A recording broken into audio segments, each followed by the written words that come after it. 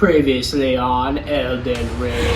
The new Shadow of the Erdtree DLC trailer dropped, and we learned this new guy is Mesmer the Impaler, and will most likely be the antagonist trying to kill the whole world. But could he possibly be the thing stuck in Moog Lester's egg this whole time due to his rather large appendage? Could he be related to Rykard, Lord of Blasphemy? Moreover, we learned that Melina's sister Miquella has returned and will have a huge impact on this DLC's overarching story. But the greatest news of all is this new DLC will have more bosses and poison swamps than your wettest dreams can imagine.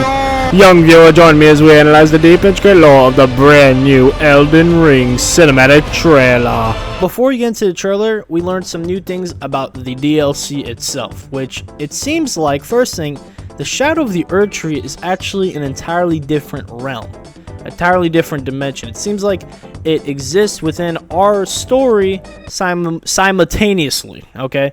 On top of that, it appears that the DLC itself is actually not going to be after the main game ending, whichever ending you picked, but actually it's going to be in the story itself. Miyazaki said this in an IGN interview that you're going to kill Moog, and then once you kill Moog, you touch the arm, and that's going to be your point of entry into the Shadow of the Erdtree DLC, which again lends more credit to the fact that this is an entirely different dimension. Now, with those two factoids out of the way, let's get into this DLC trailer.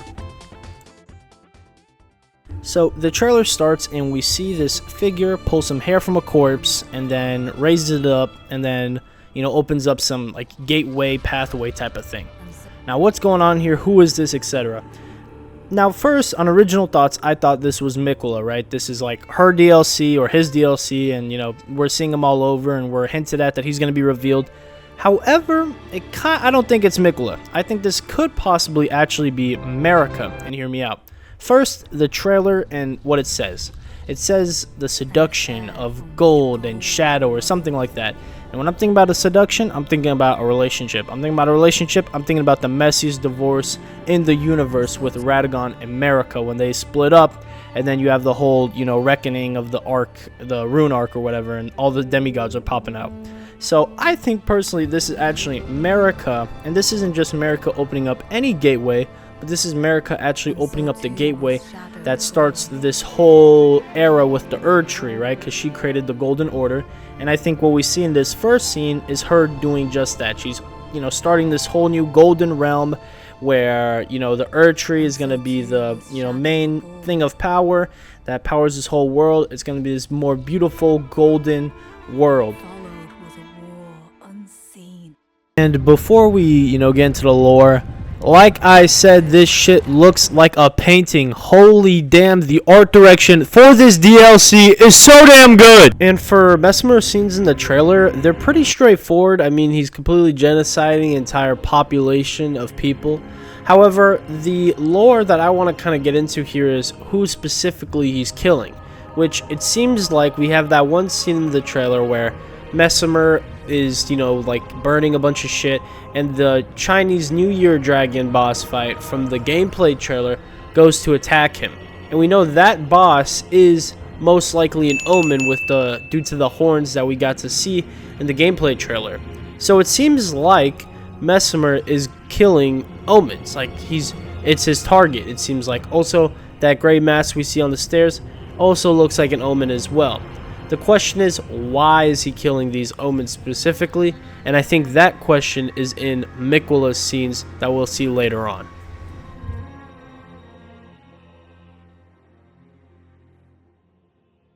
And lastly, Miquella. We get some more important scenes with her, him, whatever the fuck. And the main integral part of these scenes is with their abandonment. It says in these scenes that, and so kindly Miquella would abandon everything. So this begs the question, what did they exactly abandon? Well, hold on to your butts, because what I think they abandoned can be explained in the scenes of Mesmer's tyranny moment, where we see him fucking shit up. What I think Miquella abandoned was the mission assigned to them and Mesmer. I believe Marika assigned the role of curbing the Shadow Erdtree realm, which we see in Mesmer's scenes, and its omens, and she assigned this mission, Marika, to Mesmer and Miquella. And while Mesmer charged forward, you know, fucking killing everybody, we see here in these scenes a feminine figure kneeling down holding a spear or a flag of some kind.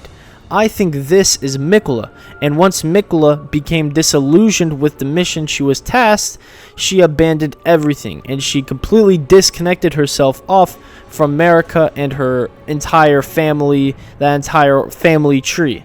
And now with these golden beams of light right here, she calls on to anybody, us, to hear her message and stop Mesmer from completely wiping out that whole realm and reveal the truth behind America's actions in that realm. But I feel the most confident on that last part where Mikola is using these light poles to communicate, as we've seen this type of plot before done in past Bandai Namco games, okay? Not to say that Souls games are all just repeat copies done extremely well, so we the fans don't mind. But the plot where we are guided by someone else through different dimensions has been done before, like in the Dark Souls 3 DLCs. In the Dark Souls 3 DLCs, we see Gale, who is the slave knight, guide us throughout every single part of the DLC, show us where to go and where to traverse through these dimensions, because the Dark Souls 3 DLC, basically we are transported to this entirely different world in like a painting. It's this entire painting world, and after we traverse the painting world, then we go all the way to the ringed city, which is on the edge of the world, and we face actual Gale, because Gale guides us through his phantoms, through this, different being, and then we have to confront his actual being, kill him, and take his power in order to create a whole better and new world. Just like we might see here in the Shadow of the Erdtree DLC, where Mikola guides us with these long pillars of light and guides us all the way to the Shadow Realm, and we call and we hear her message, and we go and kill Mesmer to stop his mayhem and destruction.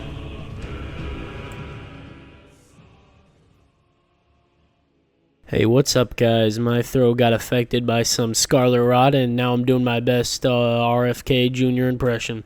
So, a lot of Elden Ring creators were invited to Bandai Namco HQ to play the new DLC for a couple hours. I think my invite got lost in the mail.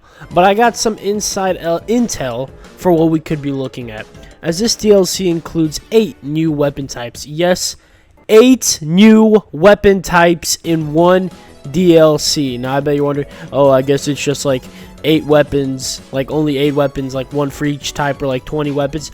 No, they are adding 100 plus weapons, dude. 100 plus weapons among 8 different types. And oh, I'm getting the inside scoop right now. Okay, and we just got confirmation on what those 8 different types are gonna be. Okay, so inside intel told me that the new 8 weapon types are gonna be great katanas, hand-to-hand martial arts type weapons, which we did see in the gameplay trailer, beast claws, thrusting shields, perfume bottles, bro, what the fuck is this? Reverse hand swords? Isn't that just daggers? Throwing weapons, and light great sword. Oh, what the fuck is that? Perfect, bro. Light great swords, dude. It's not like Bloodhound Step, and the great sword jab combo was annoying enough, bro. Can we get this guy, this developer who made the fucking light great sword idea, can we dox him or something? And it seems like they're adding like a new stat altogether, or like a leveling system, which is called the Erdtree Shadow Blessing, which you'll upgrade throughout the DLC by collecting a specific item, just like in Sekiro, how you would upgrade your health by collecting prayer beads. So that's where you get to see the Sekiro leveling up system and all the rumors about it. It's finally been confirmed. And from the gameplay of my fellow creators got the privilege to play, seriously, where's my invite, dude? This DLC is gonna be big as shit, and it seems like it's gonna be absolutely peak like I predicted. And it's only $40, so I mean, like, come on, there's gonna be 100 plus weapons and bosses probably. PvP is going to be completely revolutionized. Not to think about the boss weapons themselves are going to be like fucking completely unique shit we've never seen before. I mean, it's just $40. It's just $40. It is literally just $40. It's just $40. It's just $40. It's just $40.